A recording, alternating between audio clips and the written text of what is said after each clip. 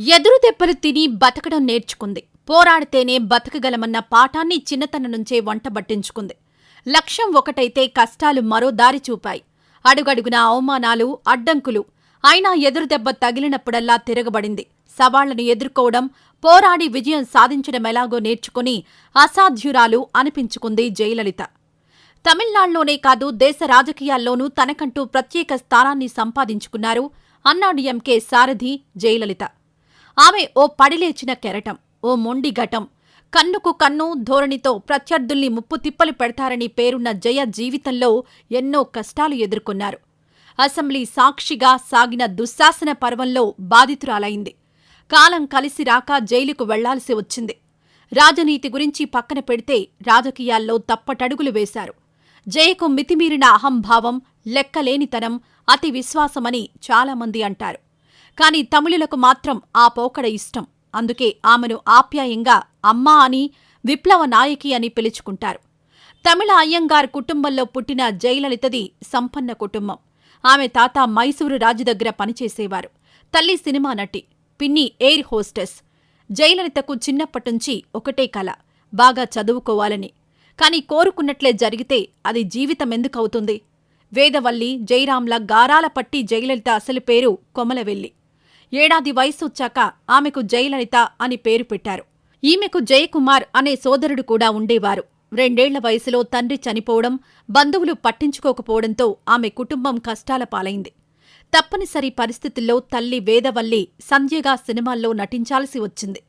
Air హోస్టెస్గా పనిచేసే పిన్ని దగ్గర కొంతకాలం పెరిగిన జయ సమ్మర్ హాలిడేస్లో మాత్రమే తల్లిని చూసే అవకాశం ఉండేది. తల్లి దగ్గరగా లేకపోవడంతో బంధువుల ఈసడింపులు, చులకనగా మాట్లాడ్డం ఆమెను బాధించేవి. ఒంటరి బతుకుతో ఆమె మానసికంగా కుంగిపోయారు. కుటుంబ కష్టాలో లేక ఆమె ఇష్టమో తెలియదుగాని జయలలిత నటన వైపు అడుగులేశారు. మొదట నాటకాలు, ఆ తర్వాత కన్నడ, తెలుగు సినిమాల్లో నటించిన ఆమెకు అప్పటి అగ్రహీరో ఎంజీఆర్తో పరిచయం ఏర్పడింది. ఆయన ప్రోత్సాహంతో పార్టీలో చేరిన జయకు ఎదురు లేకుండా పోయింది. అయితే సినిమా, రాజకీయ రంగాల్లో ఎదురైన అనుభవాలు ఆమెను పురుషాధిక్యతను ఏమాత్రం భరించలేకుండా మార్చాయి. ఇంగ్లీష్పై ఆమెకున్న పట్టుతో ఎంజీఆర్ 1984లో రాజ్యసభకు పంపారు. ఆ తర్వాత ఇద్దరి మధ్య విభేదాలొచ్చాయి. ఆయన చనిపోయాక పార్టీ నుంచి ఆమెను తరిమేసేందుకు ఎన్నో ప్రయత్నాలు, మరెన్నో అవమానాలు. అన్నింటినీ ఎదుర్కొంది. ఎంజీఆర్ మృతితో ఆయన భార్య జానకి రామచంద్రన్ ముఖ్యమంత్రిగా అధికారం చేపట్టినా ఆమె పార్టీని నడపలేకపోవడం జయకు కలిసొచ్చింది. 1991లో తొలిసారిగా ముఖ్యమంత్రి పదవి చేపట్టారు జయలలిత. చిన్న వయసులోనే తమిళనాడు ముఖ్యమంత్రిగా బాధ్యతలు చేపట్టిన నేతగా రికార్డు సృష్టించిన ఆమె అక్రమాస్తుల కేసులో జైలు పాలవడం, పదవి నుంచి దిగిపోవడం, మళ్లీ కోర్టు తీర్పు మేరకు అధికారంలోకి రావడం ఓ సంచలనం. డీఎంకే అధినేత కరుణానిధిని బద్ధశత్రువుగా భావిస్తారు జయ. అసెంబ్లీ సాక్షిగా డీఎంకే ఎమ్మెల్యేలు చీర లాగి చేసిన అవమానానికి ప్రతీకారంగా కరుణను అరెస్ట్ చేయించిన తీరు ప్రపంచాన్ని నివ్వెరపరిచింది. తనకు అవమానం జరిగిన సభలో అధికారంలోకొచ్చే వరకు అడుగు పెట్టనని శపథం చేసిన ఆమె ఆ మాట నిలబెట్టుకున్నారు. తనను గౌరవించకపోతే ఎవరినీ లెక్క చేయని తత్వం ఆమె సొంత మరణానికి ఇదే నిదర్శనం. బంగారు ఆభరణాలు, ఖరీదైన వస్తువులు, వాచులు, చెప్పులంటే జయకు ఎంతో ఇష్టం. కాని జయ వాటన్నింటికీ దూరంగా ఉన్నారు.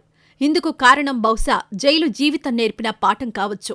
రాజకీయ ఆటుపోట్లు, న్యాయ వివాదాలతో దేశంలో మరే రాజకీయ నేత ఎదుర్కోనన్ని ఇబ్బందులు పడ్డారు. అయితే ఎలాంటి పరిస్థితులు ఎదురైనా ఆత్మస్థైర్యం కోల్పోకుండా సవాళ్లను ఎదుర్కొన్నారు. అహంకారానికి మారుపేరు జయలలిత అనేది కొందరి అభిప్రాయం. కాని ఆమె జీవితాన్ని దగ్గరనుంచి గమనించిన వారెవరైనా ఈ మాట నిజం కాదని అంటారు. ఆమె సాత్వికురాలని చెబుతారు. కుటుంబ పరిస్థితులు, రాజకీయాలు ఆమెను కఠినంగా మార్చాయని అంటారు. వాస్తవానికి జయకు చదువంటే ఇష్టం. 10థ్లో టాపర్. కాని పరిస్థితుల వల్ల పై చదువులు కొనసాగించలేకపోయారు. ఇంగ్లీష్లో నిష్ణాతురాలైన జయకు కన్నడ, తమిళ, తెలుగు భాషలపైనా పట్టుంది. ఆమెకు పుస్తకాలంటే మక్కువ. ఖాళీ సమయం దొరికినప్పుడల్లా పుస్తకాలు చదవడం జయకు అలవాటు. ఇంట్లో ఒంటరిగా ఉండడానికి ఇష్టపడే జయకు నమ్మకమైన స్నేహితులు ఎవరని అడిగితే ఆమె చెప్పిన సమాధానం పుస్తకాలు. ఆమె నివాసం పోయెస్ గార్డెన్లో 3000 పుస్తకాలతో లైబ్రరీ ఉంది. జయలలిత దాదాపు 140 సినిమాల్లో నటిస్తే వాటిలో 125 చిత్రాలు సూపర్ హిట్ అయ్యాయి. భరతనాట్యం, మోహినియాట్టం, మణిపురి, కథక్ నృత్య రీతుల్లో ఆమెకు మంచి ప్రావీణ్యం ఉంది. పియానో వాయించడం అంటే జయలలితకు చాలా ఇష్టం. రిథమ్ అనే పత్రికలో కాలమిస్టుగా ఎన్నో వ్యాసాలు అచ్చయ్యాయి. జయ ఒక నవల కూడా రాశారు. తమిళ రాజకీయాల్లో సంచలనాలకు మారుపేరుగా గత చరిత్రలను తిరగరాసిన ఘనత జయలలిత సొంతం. నిర్భయంగా, నిష్పక్షపాతంగా నిర్ణయాలు తీసుకోవడంలో ఎవరూ తనకు సాటి రారని నిరూపించుకున్నారు.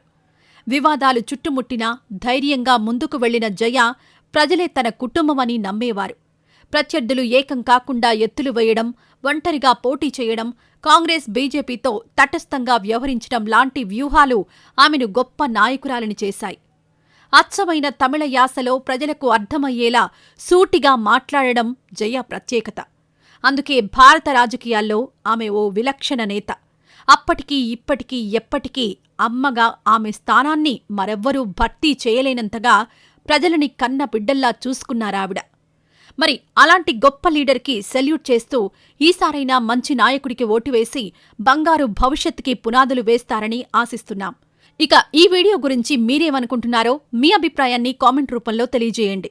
మరిన్ని ఇలాంటి వీడియోస్ కోసం మన ఛానల్ని లైక్ చేసి, షేర్ చేసి, సబ్స్క్రైబ్ చేయడం మాత్రం మర్చిపోవద్దు.